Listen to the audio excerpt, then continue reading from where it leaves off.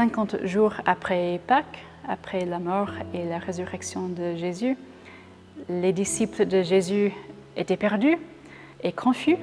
Ils avaient peur et ils étaient en deuil. Et puis quelque chose s'est passé, quelque chose qu'ils ne pouvaient décrire qu'avec des images du feu, du vent, un souffle qui les portait en avant. Et ce qui s'est passé ensuite est remarquable. Des gens venus du monde entier les entendaient parler, langues différentes, cultures différentes, tout différent.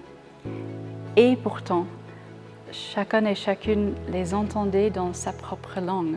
Chaque personne comprenait les autres et chaque personne était comprise. Pas avec des écouteurs, pas avec un traducteur, mais autre chose entièrement avec le Saint-Esprit. Pour les chrétiens, le Saint-Esprit est la façon dont Dieu est présent en nous, et pas juste au-dessus de nous, mais à l'œuvre dans les gens ordinaires pour consoler, pour encourager et créer et approfondir des relations. Donc, l'Esprit crée à la place des murs un pont, à la place de la confusion, la compréhension, à la place de la fragmentation, la connexion.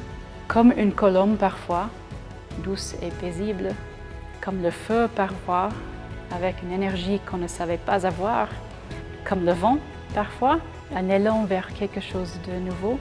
Les disciples n'ont pas considéré la venue du Saint-Esprit comme une récompense, comme quelque chose qu'ils ont mérité, mais ils l'ont reçu comme un don pour tout le monde.